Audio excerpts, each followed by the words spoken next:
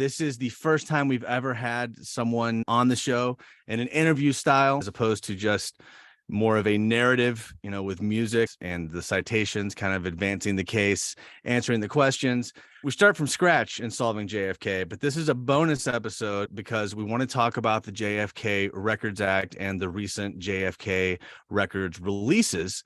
And I thought who better to have on to talk about that than attorney Mark Adamczyk, who is an expert on the JFK Records Act. The flash, apparently official, President Kennedy died at 1 p.m. Central Standard Time.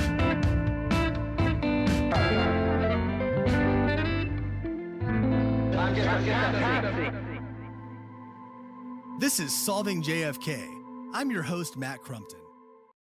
Mark, what started your interest in the Kennedy assassination? Well, thanks, Matt. I'm happy to be your first guest, and I'm sure you'll have many others. I really respect what you're doing, and these types of this media is really important to get folks more educated on what's going on and why this stuff still matters. I was born in Massachusetts. My dad, was an Irish Catholic, and he respected John F. Kennedy very much. And he taught me a lot, growing up about, the Kennedy presidency. And then, of course, we started talking about the assassination and the doubts that he had. And so I was when did Oliver Stone's film come out? 1991. So I was 13 years old. And I wasn't allowed to watch R-rated movies growing up. I was kind of sheltered, but I was allowed to watch that one. And it really showed me a different perspective on what may have happened to JFK. Then I just started reading books. Every Christmas and birthday, I got a new book as a gift from my parents, whether it was, conspiracy or a lone nut, type publication. And I just absorbed everything that I could, and it became I wouldn't say an obsession, but a fascination that there could be, more to the story. And I had a gut feeling that was the case. I love hearing everybody's different JFK assassination sort of discovery stories and how they came to it. And it was a big thing in 1991. The movie JFK coming out really is the thing that led to this act, to the Records Act. So that was a huge thing. You are an expert in the JFK Records Act in terms of, there's not that many people who know a lot about it because it's not really applicable to people unless you're an attorney who's very interested in the JFK assassination. So, and then just taking the time to go down that path and study it. How did you get involved with knowing so much about the Records Act? And maybe if you want to tell our audience a little bit about what the JFK Records Act is. Sure. So I mentioned how I really went down the rabbit hole and reading every book that I could, and I learned a lot about the case and had my questions one way or the other. Then about 6 years ago, I decided, what can I do about it? I said, I'm going to go to Dallas and I'm going to try to. I went to a conference, the Kappa. Actually, at the time, there was a Lancer and a Kappa conference, and I went to both of them. And I said, I'm going to try to meet some folks, because I had really drilled down on the JFK Records Act. And I thought, let me try to tell people about why this law is so important and what can be done about it. What I first did in 2018, I volunteered for Russ Baker's organization, but he was at that conference, and we talked about when they started first releasing some documents, even though Trump did what he did, and we can talk about that. There were some releases, and I literally looked at 2,000-3,000 records and organized them into a spreadsheet on what was new, what was already released that really wasn't new. And so to answer your question, I wanted to do something about it, because I feel like the only thing that's relevant right now, making sure that, the American public had transparency, and what could I do about that? The Records Act is, it's a groundbreaking statute, and there's no way that it would have made its way into law without that movie. And that's kind of fascinating, right? Because you go back to the 70s and 80s and 90s and all this interest on the assassination and reinvestigations and whatever. But then when that movie came out, there was hundreds of thousands of Americans, and not just Americans, international citizens, that put pressure on Congress to do something about it. Because at the end of the of that movie, if you look at the epilogue, I think it's called, you'll see that the files of the House Select Committee of Assassinations won't be available until 2029, and people are like, okay, I just saw this movie that presents an alternate theory, but I can't see my government's records for another I guess from that point would have been what, 50, 60 years. And that really was powerful. The act, the JFK Records Act, so it created the Assassination Records Review Board.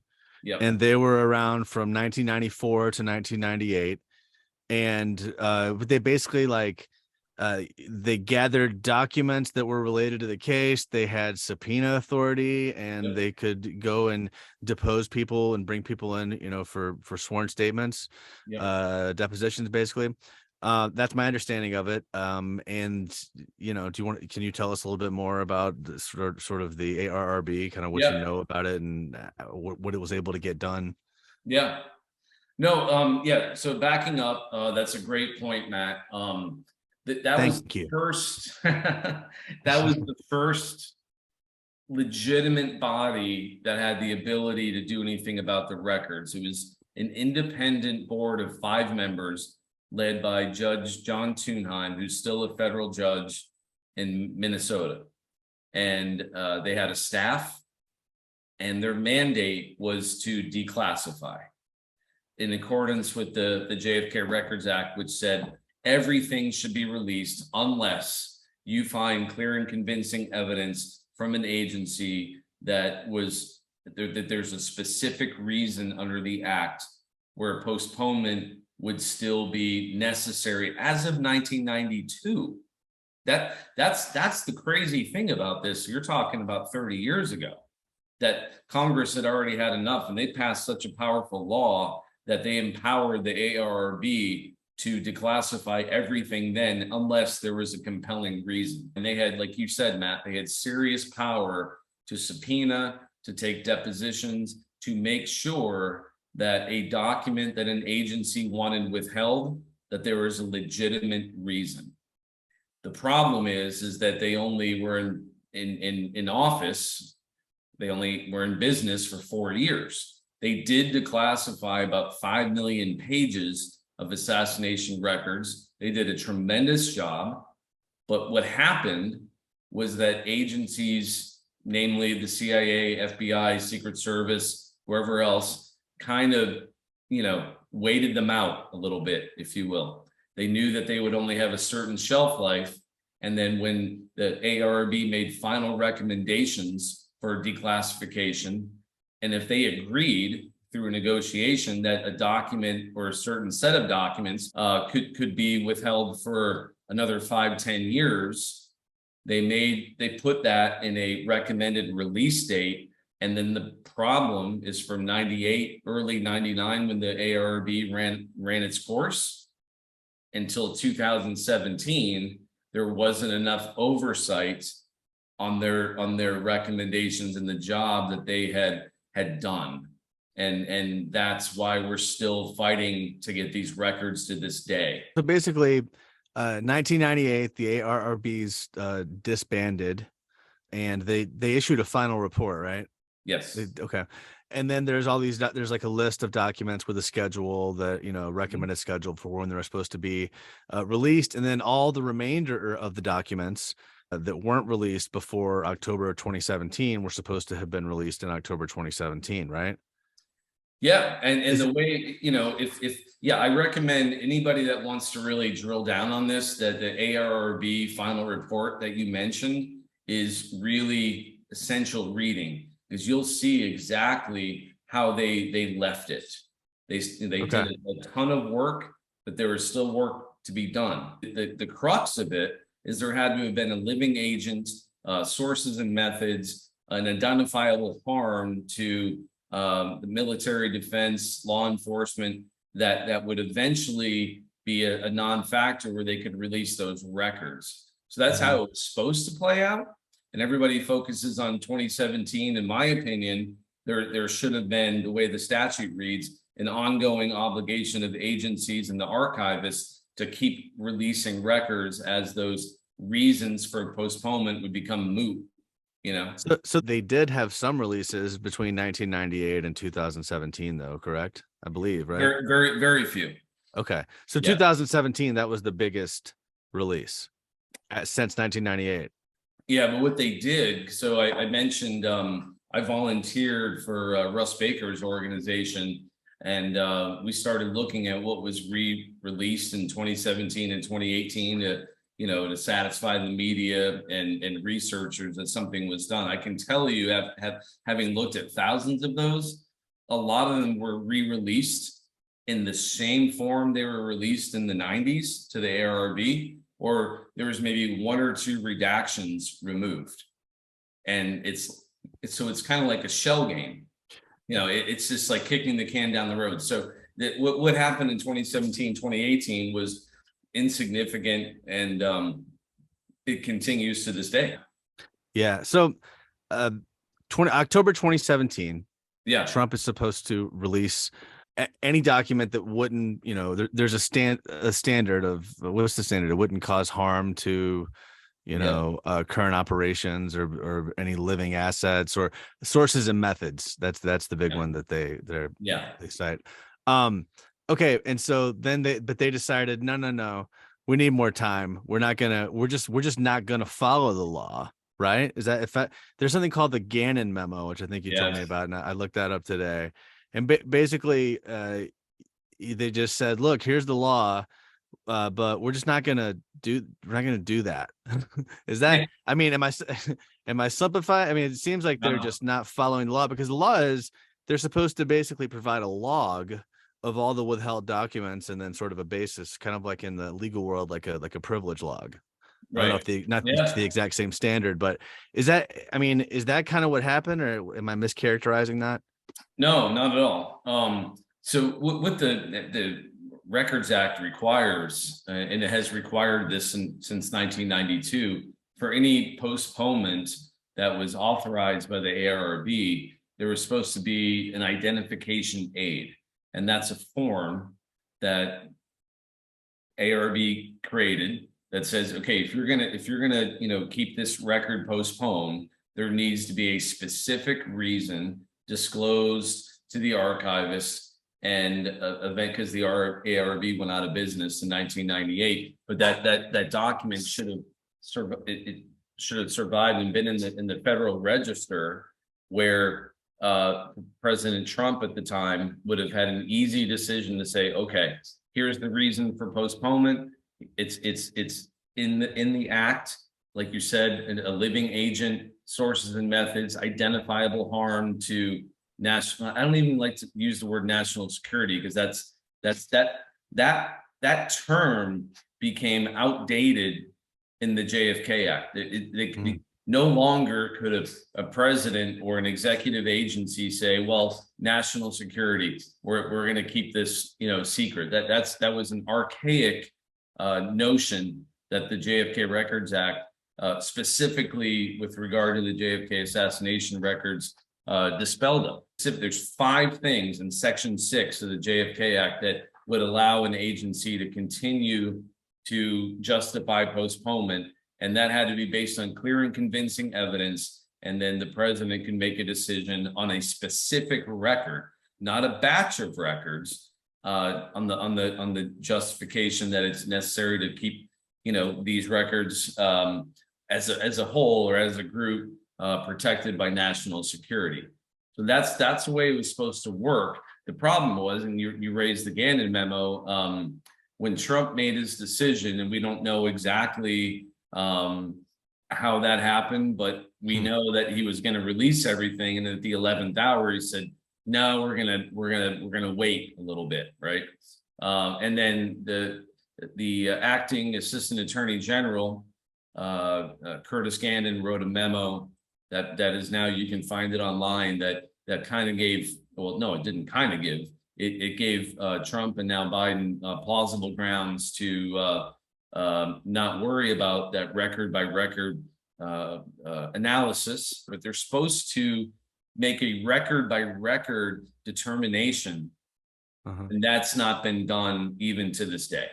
Do we have a list of all the documents? Like, they say, well, there's whatever, there's about 3,000 that they've still withheld. How do we know there's 3,000 just because they told us that number? Or do we know what, are there document numbers and we know that it's this document, this document, this document, this document, or we don't even know anything at all about it? No, because that's why NARA, the National Archives and Records Administration, needs to be accountable, because there's a specific collection of records that were that the ARRB collected and analyzed in the 90s, right? Those were turned over to the archivist, and then they had to go through that record by record, certification and analysis. So there should be a list of records saying this is the reason that an agency requested postponement. NARA agreed with it. Biden agreed with it, whoever was the president at the time. And this is why this cannot be released at this time. And you should be able to go to NARA's website and see those records and the identification aid. And then that there's some transparency on the withheld records and that it complies with the statute. But who knows what the number is? It's so kind of in a way you could say that the statute lacks teeth because there's not really an enforcement mechanism. And then, all right, so Biden just did the most recent release, and he released around 13,000 and released they withheld around 3,000 approximately, ballpark. Well, we'll talk in a little bit about the corporate media's coverage of this release. But in terms of the release itself, how did it pan out versus your expectations of it? Is it about what you thought? I know obviously we haven't seen any of the documents themselves. That's a whole different volume. We're talking about 13,000. When we say a document, that could be many pages, right? It's not necessarily just one page. Right. Is that right? Yeah. Okay. Your thoughts on the Biden release? It's kind of what I predicted. It's really hard to, justify what's been done.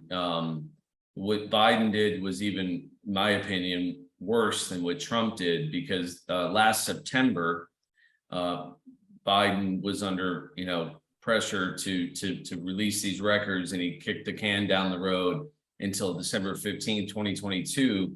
And if you look at that executive memorandum from last September, it basically says, I'm going to release everything unless you, agency, tell me that you're not ready and here's why, and you let me know when you're ready. Like, that's completely contrary to what the JFK, and you made a good point. Like, does the JFK Records Act have teeth? It absolutely does. There's provisions in there for judicial review, Administrative Procedures Act review. When a government agency doesn't do their job under a federal statute, which they have not, that there are legal remedies, and that's what this lawsuit is about. That's been filed. It was filed in October. So what I thought was going to happen on Thursday is exactly what happened. There was going to be a new release. You can say release. You got to go and look and see what was released. Were they in the collection already, and were they re-released with maybe one less redaction, or were they released in full? And then you got to ask yourself, if it was released in full, why in the heck did it take 5 years from the October 2017 deadline? Is there anything in there that even justified continued postponement? Yeah. And the court has to look at that. I understand protecting sources and methods and living agents and all that, but you're talking 60 years. And that's really what's troubling, is how do you reconcile the government's continued reliance on those theories and conclusions and then still withhold 4,000 plus records, Right. If the so Mary Ferrell litigation's ongoing right now, if that doesn't work out, are there other avenues that can be where are we left? You're still looking at another, several thousand batch of documents, and what's the remedy? Hopefully Mary Ferrell Foundation is phenomenal. Their purpose for decades has been, full transparency. They have a way better catalog of assassination records than NARA does. We know that. But that's an organization that should be able to take this to the finish line. You just never know what a court's going to do. My personal opinion, and I hope at some point this happens, is that Congress, much like they did on the heels of the JFK movie, is they exercise oversight. They say, okay, what are we doing here? There's still, several thousand documents that our government says one thing, but they won't release everything. Like get a new ARRB or something similar that has legitimate legal authority to, grill these people as to why, because the president has authority under the JFK Records Act to make a decision, but that has to be based on the evidence from the agency as to why postponement is still necessary. We still haven't seen any of that. The good news this time around is that this batch of documents being released seems to have really gotten the attention of the media. First, I want to talk about Jefferson Morley. I've never met Jefferson, but I've been following his work for a long time, and he's a former Washington Post national security reporter. He's a guy that's super serious and credible, is how I would describe him. He's involved with Mary Ferrell. Is he on the board? Yes, I think he is. He had a press conference at the National Press Club last week, shortly before the records were released. They got a lot of news coverage. It was pretty interesting. And basically what he said is that he believes there is a document that's being withheld, and the exact way that he has evidence of this, I'm still a little cloudy about. Maybe you could fill in more if you know. But he says there's a document withheld within the Joannides files. There's 44 documents, and one of those documents shows that Lee Harvey Oswald was working as at least an asset in some capacity for the CIA when he was in New Orleans in the summer of 1963, the whole fair play for Cuba thing. And he's sort of going around very publicly, just being kind of obnoxious with his support of Castro there on the streets. Jefferson Morley says there's a document that will show that this was a CIA operation and Oswald was a CIA asset. That's a really significant smoking gun to me in terms of Oswald's CIA ties. Now, you could always say he's still a lone gunman, and the scandal is that he was involved with the CIA and sort of one of their own turned on him. You could always, I understand that argument can be made, but it's intensely denied on the Facebook forums I go to by people who believe the Warren Report that Oswald's tied to intelligence. They deny that just as strong as they deny a shot from the front. Right. So I thought that was a big deal. I'd love to hear your thoughts on what Jefferson had to say about that. Like you, I've always had a lot of respect for Jeff's efforts on this. He spent the better part of 20 years of his professional career. He literally sued the CIA individually, and that takes a lot of fortitude, and he does know what he's talking about. You can look at what Oswald did in the summer of '63. You can look at 544 Cam Street and all that stuff, but eventually he became more public, and that public persona legend, if you will, had to do with Oswald being an alleged, sole member of the Fair Play for Cuba Committee in New Orleans that was interacting with the anti-Castro Cubans in New Orleans, and it gave him a public stage, so to speak, as the pro-Castro communist that he was painted to be on the afternoon of November 22nd. Yes, you mentioned 44 records that are still had not been made available, and that's I think that's a major reason for the continued withholding of documents. What we try to do on the podcast is go issue by issue. And right now we're very early on, right? We're just on, could Oswald have been in place? And we got through where was he before? What's the testimony say? Where was he afterwards? So this is all getting to stuff that's down the road. So definitely a spoiler alert on this stuff. So Jefferson Morley, his press conference, it did inspire some news coverage. I want to say there was maybe a Politico piece about it. What I found to be wild was the news coverage on the day of the actual disclosures, December 15th. In particular, there's two news clips I want to talk about. One would be MSNBC. So on Morning Joe, they have their panel, and one of their panelists is Michael Beschloss, who's sort of the official NBC News historian. I listen to and watch, consume all the different news channels, MSNBC, Fox News, CNN, just to kind of see what they're saying. Generally NBC in particular for a long time has been pretty pro Warren report. What Beschloss says is he points out two things. J. Edgar Hoover knew that Oswald was in that building where the parade route was going, and he failed to notify the Secret Service. Why? He should have been prosecuted. So, wow, you've got corporate news calling for the prosecution of the guy that still got his name on the building. So that I thought that was pretty fascinating.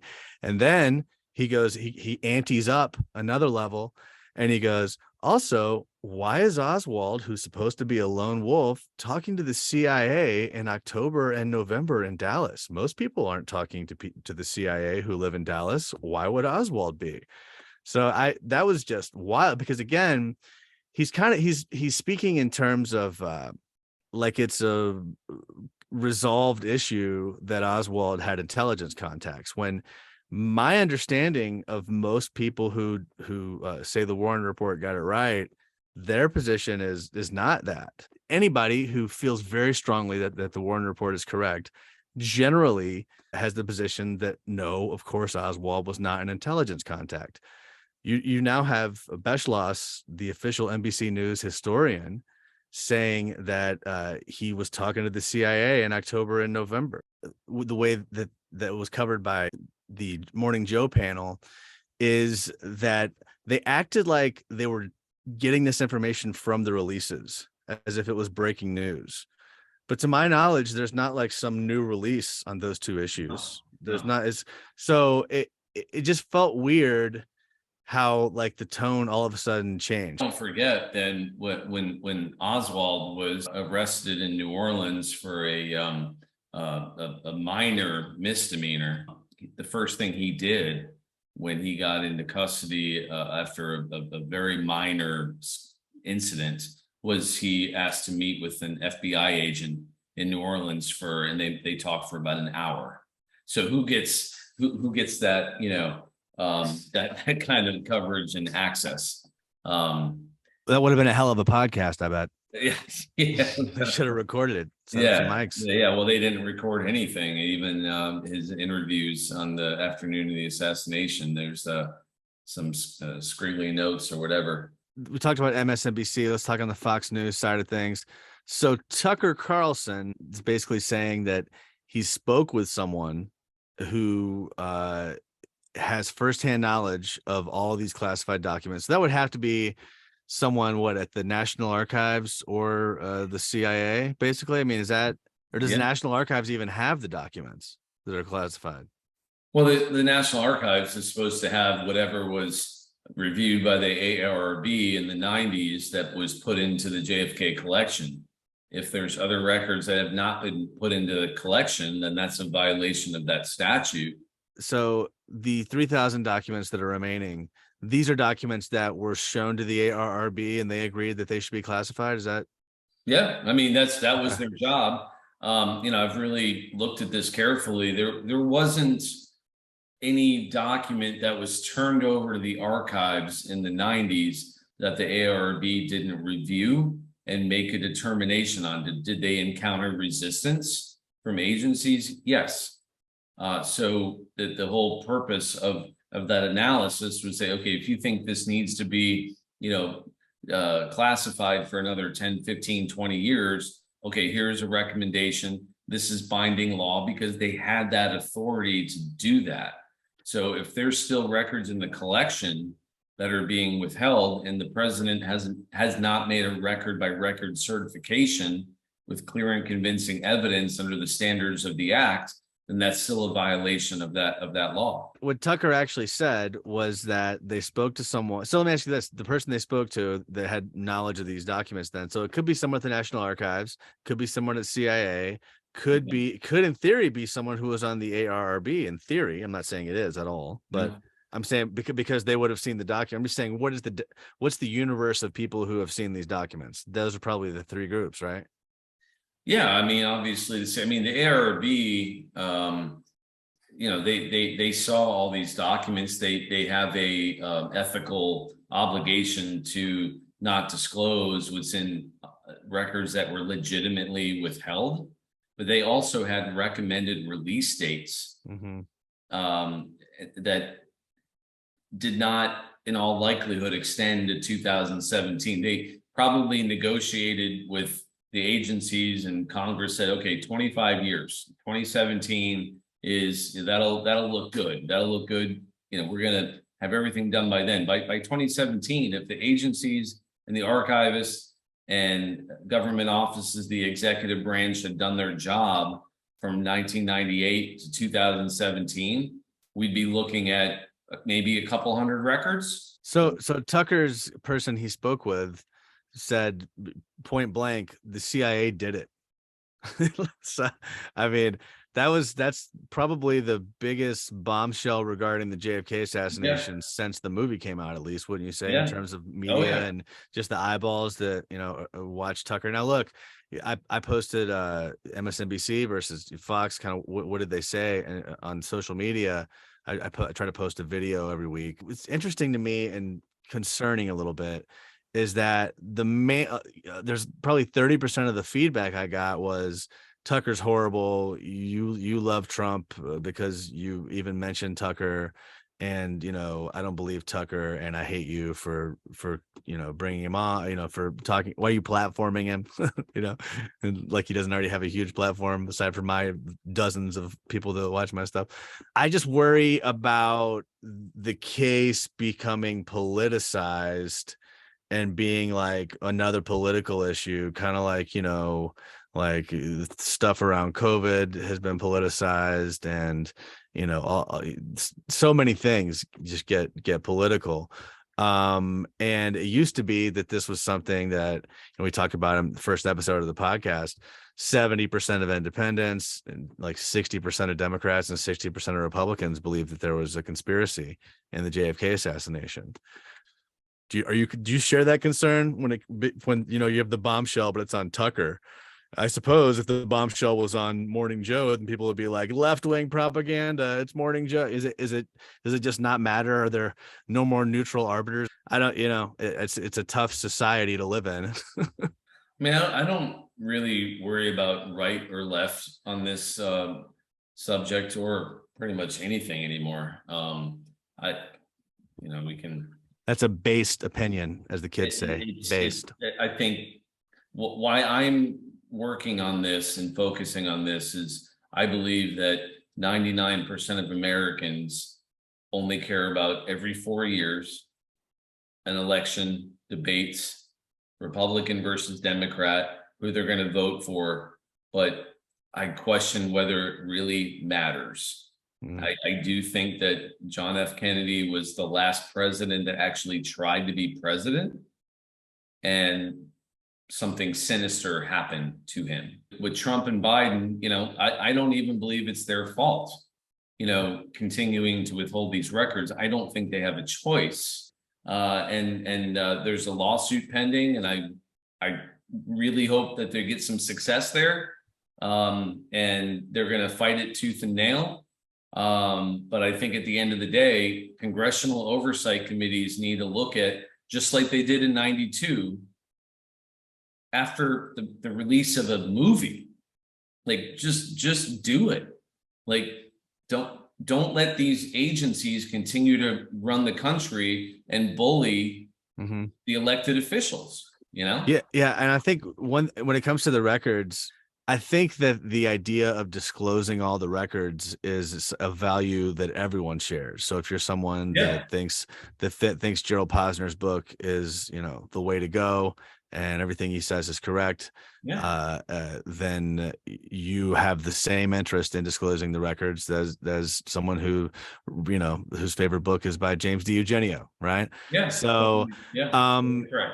And I even saw Posner tweet that the other day. He said, "Hey, what are we doing? We got to release the rest of these documents." I mean, everybody, there seems to be a consensus that we need transparency. So I'm always in favor of transparency. So the fact that that's sort of getting into our bipartisan culture, I view as a very, very good thing, that everybody is for transparency here. Yeah, it's something everybody can unite on, right? Yeah, absolutely.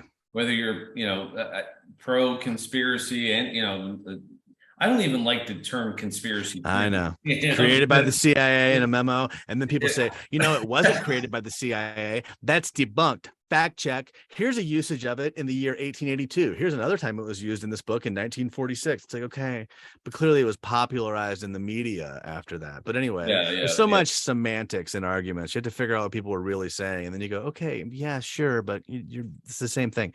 Anything else in terms of the JFK Records Act and where we go from here, Mark?